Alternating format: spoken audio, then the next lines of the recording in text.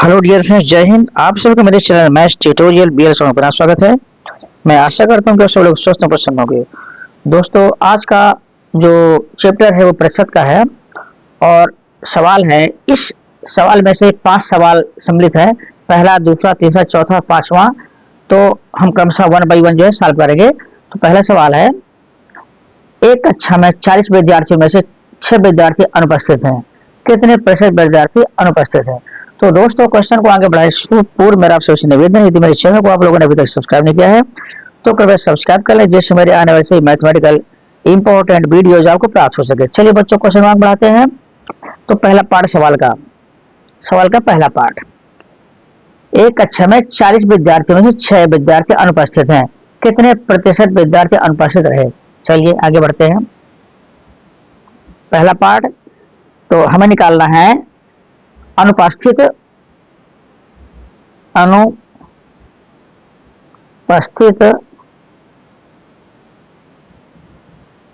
विद्यार्थियों का प्रतिशत। ठीक है ना?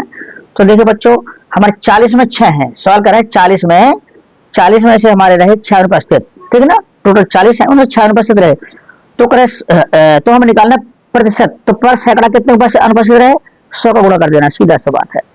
40 में 6 अनुपस्थित, तो प्रतिशत यानी पर सैकड़ा, तो 100 गुणा कर देंगे, ये आ गया, और प्रतिशत चिन्ह लगा देंगे। बस इसको सिंपल सॉल्व करना है।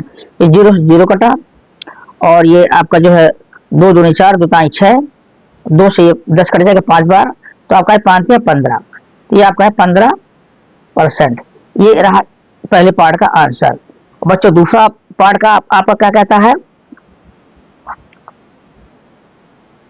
दूसरा पार्ट कहता है, एंटनी ने 500 में से 384 अंक प्राप्त किए, एंटनी द्वारा प्राप्त अंकों का प्रतिशत ज्ञात कीजिए। यानी 500 में से इतने अंक मिलते हैं तो इनका प्रतिशत निकालना है। तो 500 में से 384, चलिए, एंटनी द्वारा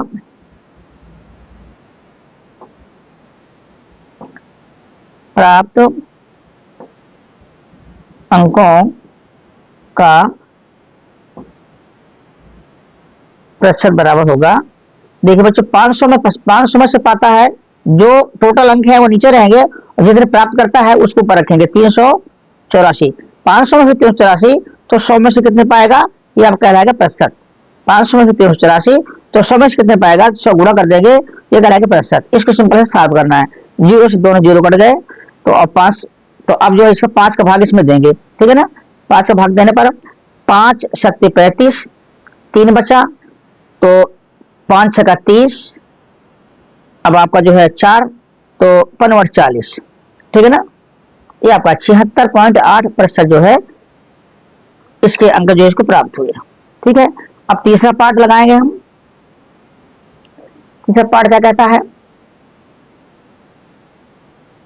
एक दुकान में 500 कमीजें हैं, जिनमें से 15 खराब है, कितने प्रतिशत कमीजें खराब है?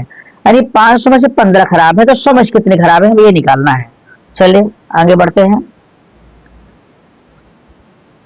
खराब शर्ट्स या कमीजें का प्रतिशत बराबर, बच्चों 500 में से कितनी खराब है पहले वो लिख लेंगे। 500 से खराब है 15। ठीक है ना? तो 100 में से कितनी खराब होंगी, ये आप आ जाए प्रतिशत। काटते हैं, 0 से 0 दोनों कट गए ऊपर नीचे के, और 5 तिया 15, तो आपका आया ये 3%। 3% कमीज जो है वो खराब है। अब बच्चों आता है आपका अगला पार्ट,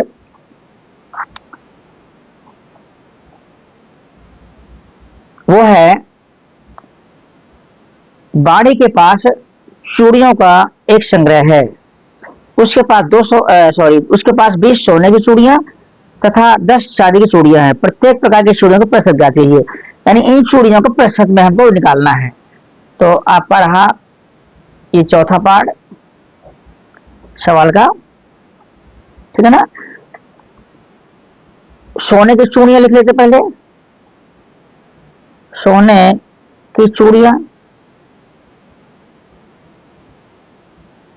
बराबर 20 और चांदी की चूड़ियां ये बराबर 10 है, ठीक है ना।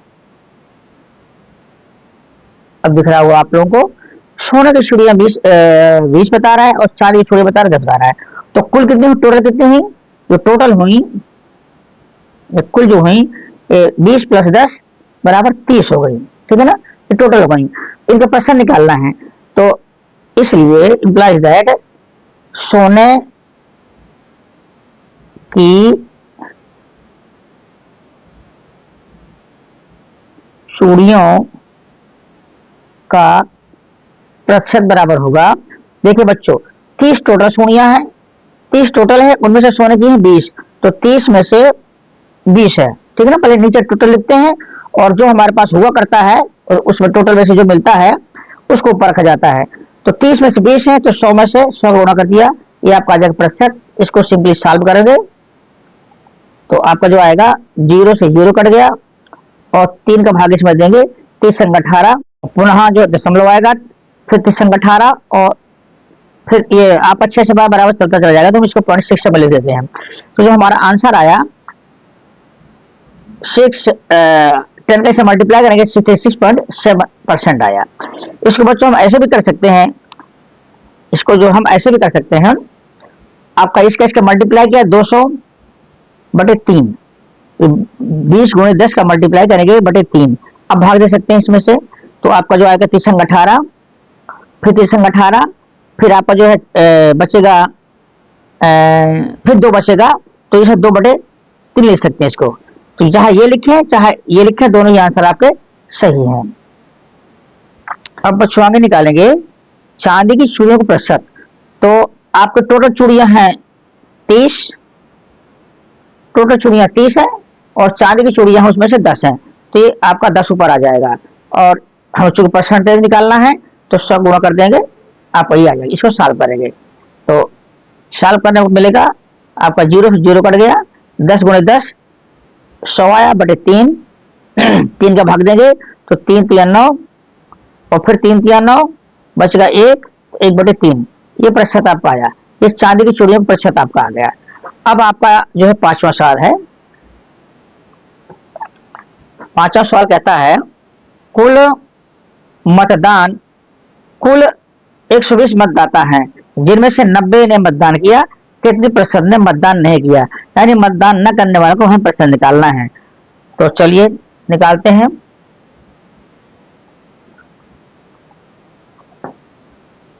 कुल मतदाता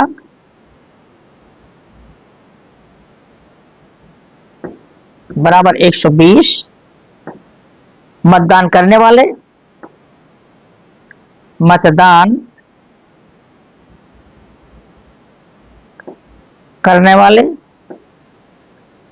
वो है आपके 90। तो अब निकालेंगे मतदान ना करने वाले,